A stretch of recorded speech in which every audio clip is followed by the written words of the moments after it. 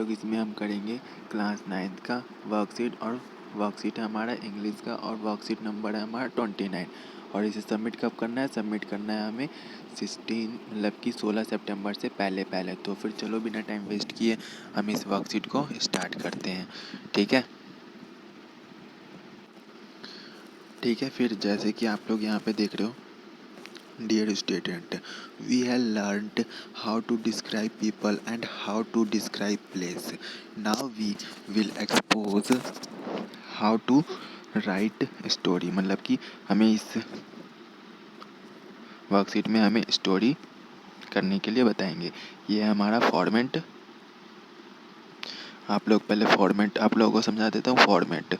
Story writing required a lot of creativity and imagination. Some important point to kept in mind while writing a story are, मतलब कि आप लोगों को ये कुछ पॉइंट्स दे रखे हैं, इन पॉइंट्स में आप लोगों को बताना है कि क्या है और क्या नहीं है। ठीक है, तो चलो फिर हम लोग इस पॉइंट्स को भी देख लेते हैं। थैंक्स ऑफ अ प्लॉट, मतलब कि आप किसी को थैंक्स बोल रहे हो प्लॉट देने के लिए। डिसाइड अबाउट द कैरेक्टर, आप पहले डिसाइड करो कैरेक्टर के बारे में। गिव अ सिचुएबल टाइटल, मतलब कि आपको टाइटल भी एकदम बढ़िया सा टाइटल भी आपको ढूंढना पड़ेगा। Use simple easy to understand language, कि आप लोग ज़्यादा डिफ़िकल्ट लैंग्वेज यूज मत करना, वरना नंबर कटने के चांस होते हैं पेपर में। तो आप लोग इसके लिए इजी और अंडरस्टैंडिंग, जो समझने लायक हो, उसको आप यूज़ कर सकते हो। राइट शॉर्ट सेंटेंस, आप लोग शॉर्ट सेंटेंस भी यूज़ कर सकते हो, ये ज़रूरी नहीं है बड़े बड़े सेंटेंस ही आप लोगों को लिखने पड़ेंगे।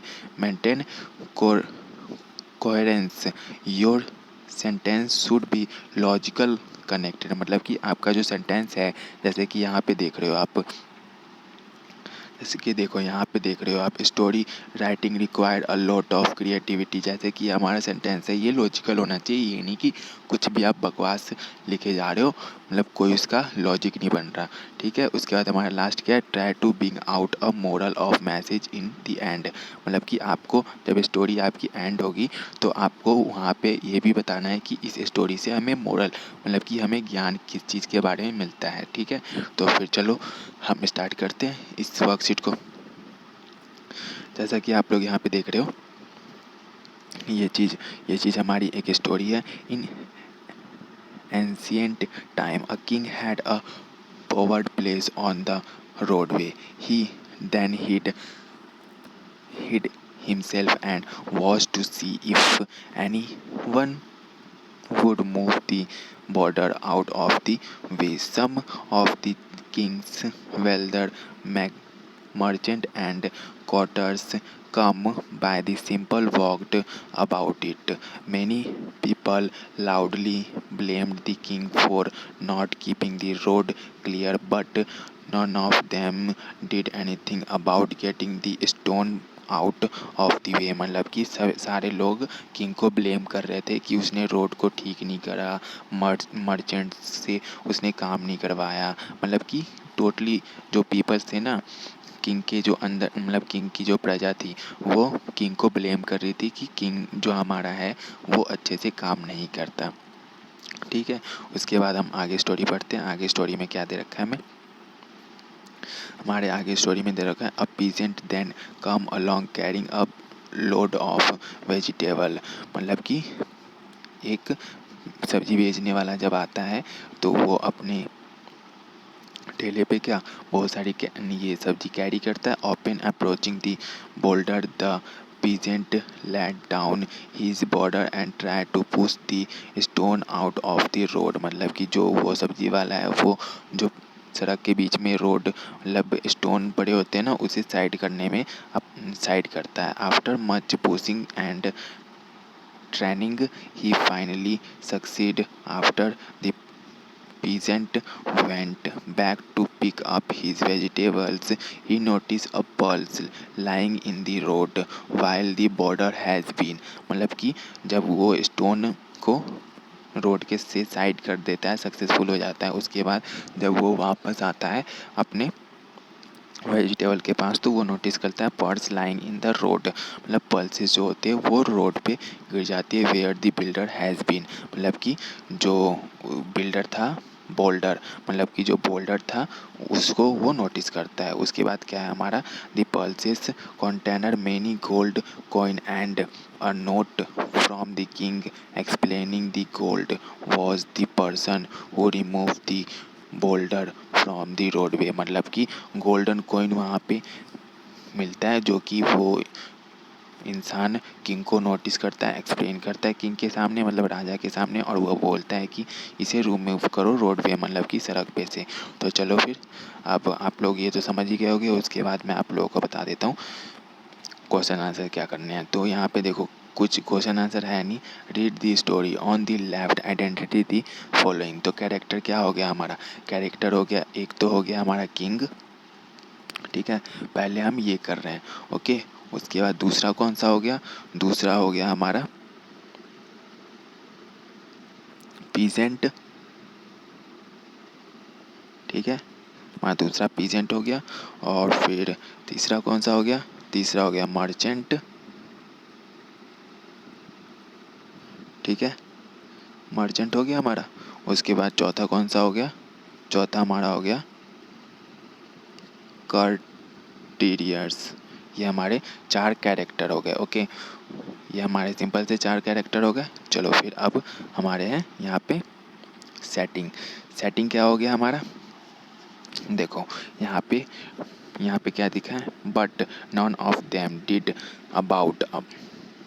Did anything about setting on the stone out of the road. तो हमारा इसका आंसर क्या होगा, आंसर आप यहाँ से लिख सकते हो, setting the stone out of the way. यहाँ पे आप इसको लगा सकते हो। यहाँ पे क्या लिखोगे, गेटिंग, सॉरी गेटिंग है वहाँ पे, यहाँ पे सेटिंग, तो यहाँ पे getting the stone out of the, इसे हटा देता हूँ, ऑफ द वे। ये हमारा क्या हो गया, क्वेश्चन नंबर, मतलब कि सेटिंग का हम इसमें लिख देंगे, ओके। उसके बाद अब चलते हैं हम प्रॉब्लम्स पे। प्रॉब्लम्स क्या थी, बताओ प्रॉब्लम्स क्या थी। प्रॉब्लम्स थी कि हमारी, देखो आपके प्रॉब्लम्स क्या थे, हमारा प्रॉब्लम्स यहीं पे दे रखा है, कहाँ है। अच्छा एक मिनट रुको, आप लोग प्रॉब्लम्स में लिख सकते हो कि not well defined road particularly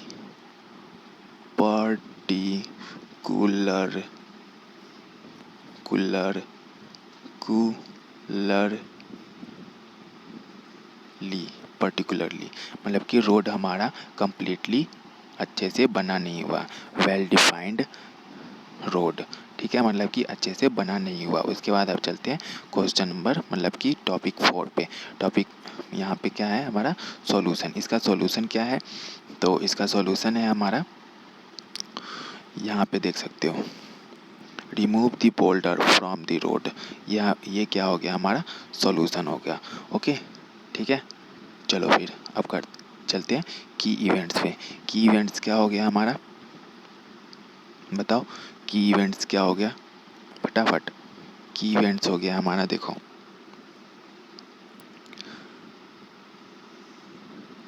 की इवेंट्स, यहाँ से आप लोग पहले यहाँ तक लिखोगे, उसके बाद फ्रॉम, फिर इसको हटाओ, फिर उसके बाद ये लाइन लिखनी है आपको, आप लोगों को। उसके बाद इसके बाद आप लोगों को लिखना क्या है, ये वाली लाइन, सॉरी ये वाली लाइन नहीं लिखनी है। फिर उसके बाद आप लोगों को ये वाली लाइन लिखनी है, फिर उसके बाद आप लोगों को ये वाली लाइन लिखनी है, उसके बाद लास्ट में ये वाली लाइन लिखनी है। ये हमारा हो गया की इवेंट, मतलब कि इस स्टोरी का जो इवेंट है, मेन जो सॉल्यूशन देगा हमें, मेन मतलब की इवेंट, मतलब कि इस स्टोरी का पूरा सक्सीस, मतलब कि जैसे कि ये हमारा इसका फिफ्थ का आंसर हो गया। ये हमारा क्या हुआ, ये हमारा ये हुआ जो लास्ट पॉइंट में बताया था ना मैंने यहाँ पे, try to bring out of moral और मैसेज इन एंड, मतलब कि ये हमारा मोरल मैसेज हो गया स्टोरी का पूरा। ठीक है, यहीं पे आप लोगों का ये वर्कशीट भी कंप्लीट हुआ। आशा करता हूँ कि आप लोगों को ये वर्कशीट अच्छी लगी हो, और आप लोगों ने तो ये वर्कशीट कंप्लीट कर ही लिया। फटाफट काम करो, क्या अपने सारे फ्रेंड को भी इस वर्कशीट को सेंड करो, और अभी तक चैनल को सब्सक्राइब नहीं करा तो सब्सक्राइब भी कर लो, क्योंकि हमारे चैनल पे सबसे पहले प्रोबेबिलिटी है कि सारे वर्कशीट अपलोड कर दिए जाएंगे। ठीक है, फिर मिलते हैं एक नई वीडियो में, अगले वीडियो में एक नए वर्कशीट के साथ। Thank you.